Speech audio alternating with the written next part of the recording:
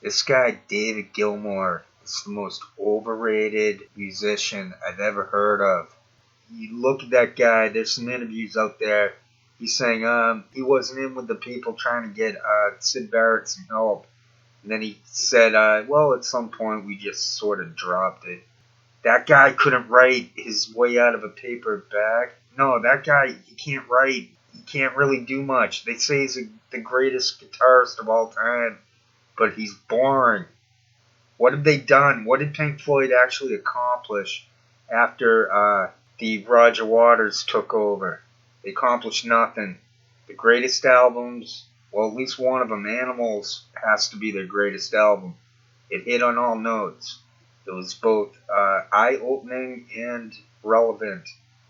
Other ones, such as Wish You Were Here, is sort of boring as it ages. And it sort of makes one think about Syd Barrett. I go back in time, I watched some documentaries on this stuff, on how they got big. It was because of Syd Barrett. And then Pink Floyd, after Syd Barrett became big, because of Wish You Were Here and Dark Side of the Moon, and then Wish You Were Here. Then they had nothing left in them. And Waters, no one could write, no one could do anything. David Gilmour was not a front band leader. Just watch him in any interview. Look at that guy. He couldn't get Syd Barrett any help. He's got his parents were, I think, college professors and all this stuff. And just look at David Gilmour. He's got zilch for charisma. He's got nothing. He's boring. His voice, that's what I wanted to mention. Now, their best stuff was actually before Dark Side of the Moon, if we put Animals to the side. So, Echoes, the Pompeii stuff, that is pure brilliance.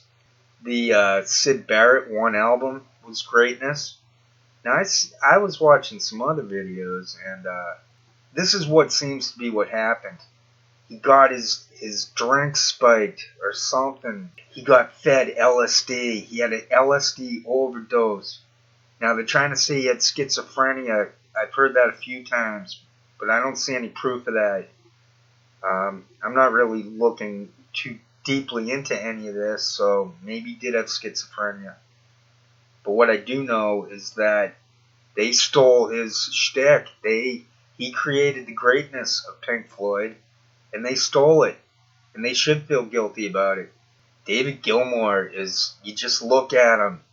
I'm trying to download for background to this video of David Gilmour being interviewed, but it says this service is not available. And then I try another one for downloading YouTube, and it says we can't find that server. So I don't know what the racket is with those.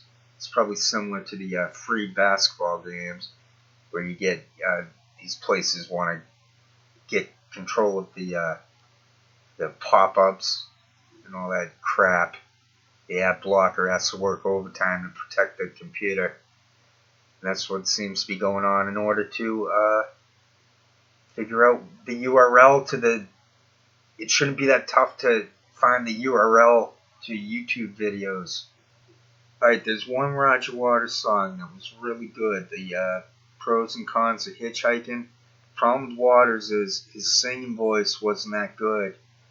Gilmour's voice used to be good, but somehow he couldn't hit the high notes without losing his voice.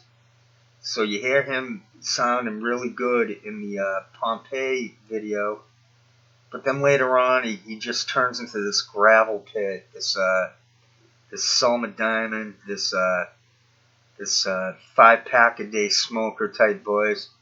The words. Who's this guy, David Gilmour? I wish you were here. It's like, come on. That's not a real singing voice.